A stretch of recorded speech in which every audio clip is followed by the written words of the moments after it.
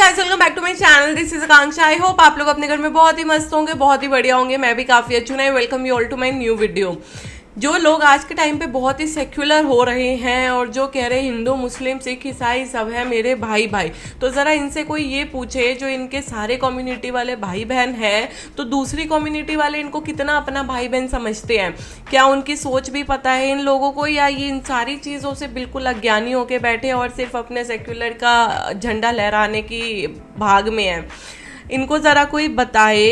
ये मुस्लिम हमारी जो कम्युनिटी यहाँ इंडिया में रहते हैं, ये इंडिया में रह के इंडिया का खा के इसी में ही थूकते हैं, इसी में ही छेद करते हैं। इनका मानना है हम एक दिन गजवाए हिंद कर देंगे, मतलब कि यहाँ से हम सारे हिंदुओं को भगा देंगे, हमारी मेजॉरिटी होगी, हमारा ही प्राइम मिनिस्टर होगा, हमारा ही राज चलेगा।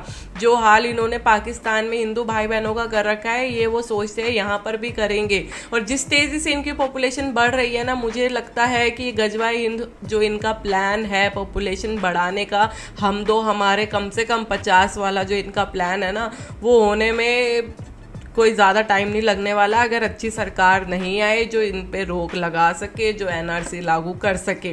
सो आज की वीडियो में लेकर आई हूँ इसी चीज़ के ऊपर, जिसमें हमारे यूपी के जो हमारे सीएम हैं योगी जी, उनका क्या कहना है गजवाए हिंद के ऊपर। चलिए देखते हैं। लेकिन अगर आपको वीडियो पसंद आए तो वीडियो को लाइक कर दीजिएगा और चैनल को सब्सक्राइब कीजिएगा। चलिए शुरू करते हैं। माननीय मुख्यमंत्री जी, मेरा सवाल ये है कि कुछ लोग देश के अंदर में रह करके गजवाए हिंद की बात करते हैं और भारत पर कब्जे तक की बात कर देते हैं, तो इस बात में कितना दम है? देखिए, गजवाए हिंद का सपना कयामत के दिन तक भी सफल नहीं होने वाला है। अरे वाह, ऐसी सरकार चाहिए यार हमें। मुझसे नोट करके लिख लो, कई पीढ़ियां सड़ जाएंगी लेकिन ये सपना नहीं पूरा होने वाला है। और भारत अपनी यात्रा को इसी रूप में लेकर के आगे बढ़ेगा और मोदी जी के नेतृत्व में दुनिया की सबसे बड़ी ताकत भी बने। क्या बात है, क्या जवाब दिया है। मुझे ये पूछना है, क्या इस चुनाव के बाद मोदी सरकार पूरे देश में यूनिफॉर्म सिविल कोड लागू करेगी? तो लागू होना ही चाहिए। और ये हमने अपने संकल्प पत्र में भी, भारतीय जनता पार्टी घोषणा पत्र नहीं जारी करती, संकल्प पत्र देती। संकल्प का मतलब विकल्प नहीं, उसको हर हाल में होना है कि भारतीय जनता पार्टी की सरकार बनेगी, हम देश के अंदर एक समान कानून लागू करेंगे। और मुझे लगता है कि पूरे देश को एक समान नागरिक कानून के लिए भारतीय जनता पार्टी के पक्ष में खड़ा होना चाहिए। बिल्कुल। फिर ओवैसी जी कहेंगे कि भारतीय जनता पार्टी हमारे बेडरूम में झांकने की कोशिश कर रही है, हमारे बच्चों को गिनने की कोशिश कर रही है। अरे क्यों ना गिने, तो नियंत्रित होनी चाहिए, उसमें बहुत उत्पादन की आवश्यकता है। सिर्फ जनसंख्या की बात नहीं, वो कह रहे हैं कि अब यूसीसी आएगा तो सरकार ये तय करेगी हम क्या खाएं क्या ना खाएं। खाने पीने पे कोई वो नहीं, लेकिन कांग्रेस का तो घोषणा पत्र में देखो ना, वह तो हिंदुओं का कितना बड़ा अपमान कर रही है। कह रही है, कांग्रेस कहती है अपने घोषणा पत्र में कि अल्पसंख्यकों को उनकी रुचि के अनुसार खान पान की स्वतंत्रता देंगे। अल्पसंख्यक यानी मुसलमान। अल्पसंख्यक और बहुसंख्यक का कौन सा ऐसा खाना है जिसमें बहुसंख्यक परहेज करता है और अल्पसंख्यक चाव से खाता है? वो केवल है गोमांस। भारत का सनातन धर्मावलंबी नहीं खाता। भारत के अंदर, उत्तर प्रदेश के अंदर या देश के तमाम राज्यों में गौवध अधिनियम भी लागू है। लेकिन इस सब के बावजूद कांग्रेस इतना दुस्साहस कर सकती है कि अब वह हिंदुओं की आस्था पर इस हद तक जाके खिलवाड़ करती है। और आज कांग्रेस वही शरारत कर रही है। ये वही अंग्रेजों का डीएनए इनके अंदर आ गया है और उसी को ये अपने घोषणा पत्र के माध्यम से भारत पे थोपना चाहते हैं।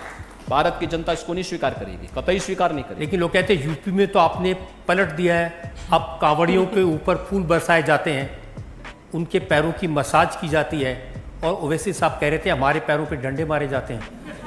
देखिए, दंगा करेंगे तो डंडा तो इसीलिए है, लेकिन आस्था का सम्मान होना चाहिए। देखिए, पिछले 7 वर्ष के अंदर यूपी के अंदर कोई दंगा नहीं, कोई कर्फ्यू नहीं लगा। तो कर्फ्यू नहीं लगेगा तो कावड़ यात्रा तो निकलेगी फिर, और उस आस्था को सम्मान तो हमें देना ही देना है। कावड़ यात्रा भी निकलेगी, पुष्प वर्षा भी होगी, क्योंकि पुष्प वर्षा करके हम दो कार्य कर लेते हैं। एक, हेलीकॉप्टर से निगरानी भी कर लेते हैं रूट की।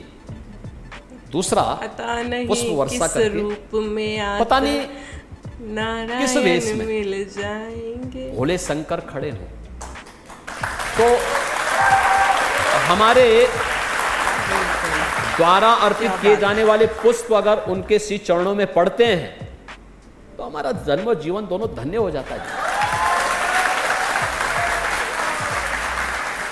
हाँ, ये जरूर है कि मैंने मुहर्रम के जुलूस के उत्पात को भी देखा है। तलवार से 10 लोग इकट्ठे होंगे, इधर तलवार भाजेंगे, उधर तलवार भाजेंगे, इसलिए हमने अस्त्र के प्रदर्शन पर रोक लगाई। ये सब नहीं चलेगा जी। और जो किसी भी यात्रा को निकालेगा उसको लिखित रूप से एक एफिडेविट देना होगा कि यात्रा को सकुशल संपन्न कराने की जिम्मेदारी हमारी होगी। और नहीं निकालोगे, वाह भाई कहीं तोड़ फोड़ करोगे तो 7 पीढ़ियां याद करेंगी, वसूली करूंगा ब्याज से। देख रहे होंगे ना, 7 वर्ष में कोई दंगा हुआ, कोई कर्फ्यू लगा, ये करके हमें दिखाना होगा। और ये बिना भेदभाव के करना होगा। जो शांतिपूर्ण तरीके से होंगे उनको संरक्षण देंगे, लेकिन नमाज नहीं पढ़ने देंगे सड़क पे। देखिए, मैंने पहले भी कहा था, सही बात है। अगर सड़क पे समानता नमाज देनी पढ़ोगे तो पड़ेगी हनुमान हर चीज चालीसा को को मैं फिर। रोक नहीं पाऊंगा।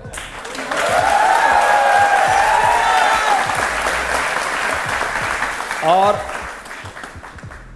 मुझे प्रदेश के 25 करोड़ लोगों को देखना है, उनके आवागमन को बाधित मैं नहीं होने देना चाहता। मंदिर पूजा का स्थल है, मस्जिद नमाज का है। आपको कोई भी नमाज पढ़नी है तो मस्जिद के अंदर या ईदगाह के अंदर चाहिए। ज्यादा भीड़ हो रही है तो 2 शिफ्ट में पढ़ लीजिए, 3 शिफ्ट में पढ़ लीजिए, लेकिन सड़क पे नहीं।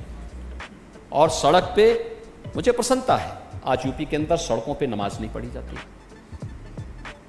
मस्जिदों के, धर्मस्थलों के माइक उतर गए हैं, शांतिपूर्ण तरीके से बीमार भी, बच्चा भी, हमारे छात्र भी, ये सब आज आराम से अपनी परीक्षाओं की तैयारी कर सकते हैं। बीमार व्यक्ति आराम से घर में आराम कर सकता है, बच्चा, छोटा बच्चा, वो भी आराम से रहता है। नहीं तो इतनी चिल्लाहट होती थी, बीमार परेशान, बच्चे परेशान, बात है। परीक्षा की तैयारी करने वाला जब तक थोड़ा भी उसका ध्यान लगता था तब तक कहीं से आवाज आती थी, वो बेचारा हर किसी को सोच के नियम बनाए देखिए, हैं। यूपी के अंदर आप देख रहे होंगे कितना पीसफुल है, कहीं कोई दिक्कत नहीं, बहुत शांतिपूर्ण तरीके से सारे कार्यक्रम चल रहे हैं। और ये सब पे बराबर लागू हुआ है। बड़े बड़े आयोजन हो रहे हैं। प्रयागराज कुंभ में 24 करोड़ श्रद्धालु आए थे। अभी राम जन्मभूमि के उसमें आपने देखा होगा, अभी भी चल रहा है। यानी प्रतिदिन चुनाव घोषित होने के पहले तक 3 लाख एवरेज था पर डे का, 3 से 5 लाख। इस समय भी 1 से 1.5 लाख श्रद्धालु प्रतिदिन अयोध्या आ रहे हैं। एकदम शांतिपूर्ण तरीके से सारे लोग श्रद्धापूर्वक दर्शन कर रहे हैं, भूत होके जा रहे हैं एक नई अयोध्या देख करके। सब लोग इतने भावुक हैं अयोध्या के बारे में जो सुना था, और आज जब अयोध्या को देखते हैं विस्मित हैं। अयोध्या में 4 लेन, अयोध्या में 6 लेन, अयोध्या में इंटरनेशनल एयरपोर्ट, और एयरपोर्ट भी महर्षि वाल्मीकि के नाम पर। ये भोजनालय माता सबरी के नाम पर, विश्रामालय अगर आपको देखना है तो निषाद राज के नाम पर। ये नई अयोध्या की नई पहचान है। भगवान राम के सभी सहयोगी आज अयोध्या के साथ जोड़ करके अयोध्या की इस यात्रा को और मजबूत बना रहे हैं। और अयोध्या में राम जन्मभूमि के लिए स्वयं प्रधानमंत्री शिलान्यास के लिए भी जा रहे हैं, और प्राण प्रतिष्ठा के कार्यक्रम में पूरा 11 दिनों के अनुष्ठान के बाद भगवान राम से जुड़े महत्वपूर्ण स्थलों पर स्वयं गए, और फिर अयोध्या में आके प्राण प्रतिष्ठा अपने कर कमलों से संपन्न करके उन्होंने कहा, साहब राम तो राष्ट्र के प्रतीक है, राम और राष्ट्र को हम अलग करके नहीं देख सकते। जहां पे भाव होगा उस देश को आगे बढ़ने से कोई ताकत दुनिया की रोक नहीं सकती है। यार क्या मस्त वीडियो थी ना, मेरे को मज़ा आ गया इतना ज़्यादा। योगी जी के आंसर्स क्या थे, वो जो उन्होंने कहा कि अगर नमाज रोड पे पढ़ी जाएगी तो कल को हनुमान चालीसा के लिए भी मैं किसी को रोक नहीं पाऊंगा। तो बहुत ही कामली आंसर्स दिए इन्होंने, और मतलब बहुत ऐसा नहीं है कि किसी को तुम फेवर करके बोल रहे हो या वैसे बोल रहे हो, बहुत ही समानता पूर्वक सारे आंसर्स दिए। और बहुत अच्छा लगा इनके आंसर सुन के कि इतने मतलब पीसफुल तरीके से ये आंसर्स दे रहे हैं। और अयोध्या तो मतलब जय श्री राम की जन्मभूमि है, वो वहाँ बनने के लिए जो आज तक रोका जा रहा था वो अब फाइनली वो चीज़ हो चुकी है वहाँ पे। मतलब राम जी को यहाँ पे पधारने में बेशक टाइम लगा, लेकिन जो वो पधारे हैं ना जिस जश्न के साथ, वो दुनिया मतलब दुनिया में कोई भी कभी भी उस चीज़ को ना भूल नहीं पाएगा। वो बहुत ही मेमोरेबल डे था। और रही बात गजवाए हिंद के ऊपर, क्या उन्होंने आंसर दिया कि भैया ऐसे तो उनकी कई पीढ़ियां बैठ जाएंगी यही सोच सोच के कि ये होगा, लेकिन ऐसा ये होने नहीं देंगे। अगर भाजपा रही सरकार तो थोड़ा सा सोच समझ के सबने डिसीज़न लिया होगा। सिंस इलेक्शंस तो हो चुके हैं, तो मतलब किसी को क्या ही बोला जाए। अब तो जो होगा वो भगवान के हाथ में है फैसला। श्री राम डिसाइड करेंगे कि कौन इसको इस देश को आगे चलाएगा। वैसे असली चलाने वाले तो हमारे श्री राम ही हैं, और किसी इंसान में तो पावर है नहीं, लेकिन जो ज़रिया बनेगा वो ज़रूर एक अच्छा इंसान ही होगा जो इस चीज़ को ध्यान में रखते हुए अच्छे डिसीजंस लेगा, अच्छे संकल्प लेगा। सो आज की वीडियो के लिए बस इतना ही। आई होप आपको वीडियो बहुत ही अच्छी लगी होगी। अच्छी लगी तो फटाफट से लाइक कर दीजिए, कमेंट में मुझे बताइए कि आपको कैसी लगी है वीडियो, और जय श्री राम ज़रूर लिखिएगा और सब्सक्राइब कीजिएगा मेरे चैनल को। मिलते हैं नेक्स्ट वीडियो में। Till then take care, bye bye, जय हिंद, जय भारत।